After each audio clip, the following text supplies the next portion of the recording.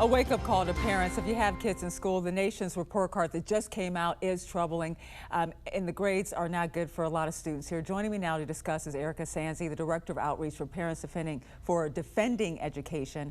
I know, Erika, you and I have talked about this, and this issue has you fired up.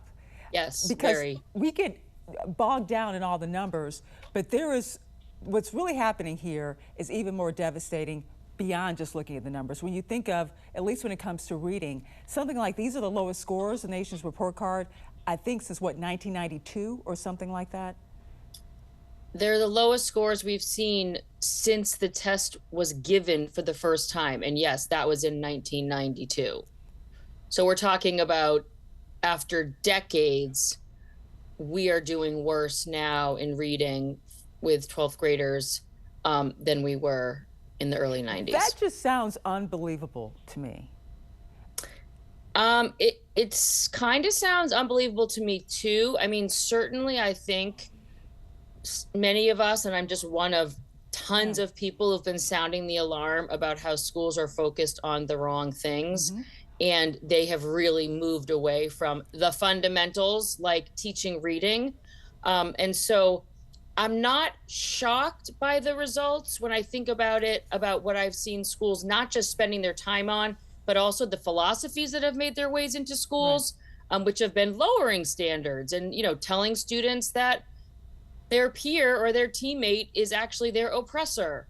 And, just making excuses as well as denying reality about how students read. Again, I wish I was more shocked by this, but I hope that it's a wake-up call to people that haven't really been paying attention, that all of this ideology, all of this talk about equity has gotten us to a worse place than where we were before. And let's talk about that worse place, especially when we talk to some of our kids who were already behind in some urban areas, marginalized students. What do these numbers say about their situation right now? I mean, this is a devastating thing I'm about to say, but the Black students that were already struggling, right? So we can call them low performing Black students. They were already behind in 1992, the first year the test was administered. They are now 1.5 years behind where they were then.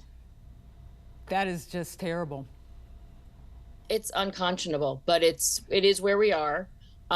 It's not monocausal. I know that people love to find one reason and run with it. It certainly isn't one thing, but I think people need to have a brutally honest conversation about how we got here.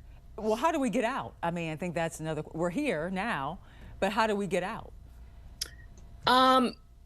This may seem counterintuitive to some people because they don't think of Louisiana, Mississippi, and Alabama as, like these top states for education. But when it comes to reading instruction and literacy, they are right now. We've seen a real surge in these states because they have really committed to teaching reading in a way that is evidence and science-based, which means a return to phonics. And many of them have also started doing what's called third grade retention, which means if you're not reading proficiently or on grade level by third grade, they are holding students back.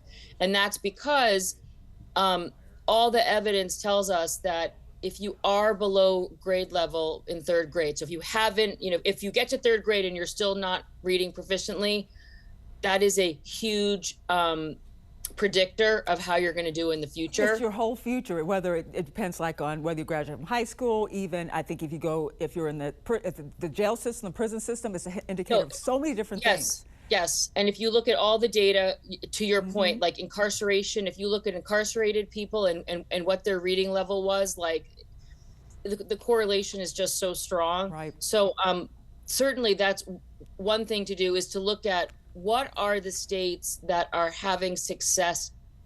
And again, don't look at them just generally. It's really that are really, really knocking it out of the park in literacy, and do what they're doing.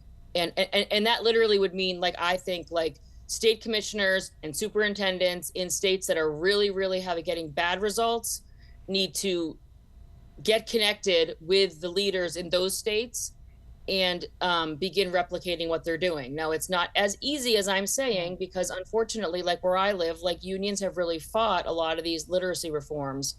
So it's not as easy as like just saying we're going to do this, but we've got to do something, because this is just not acceptable. And you talk about the COVID, of course, the pandemic made it worse. And during the pandemic, students were already struggling. The shutdowns, it was kind of like another layer of pain there.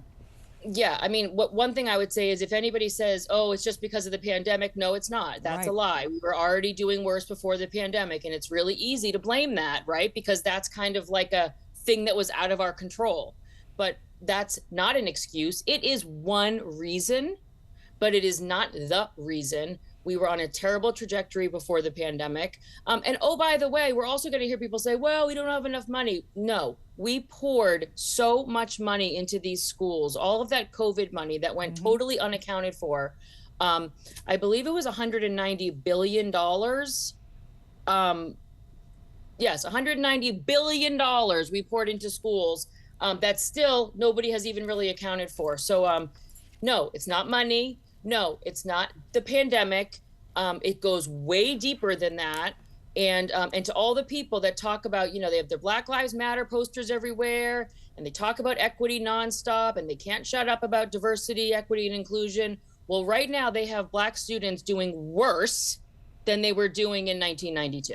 And that needs to turn around. Thank you so much, Erika Sanzi, Defending Education Director of Outreach. Thanks again. Thanks for having me. Good to see you, Angela. Good to see you.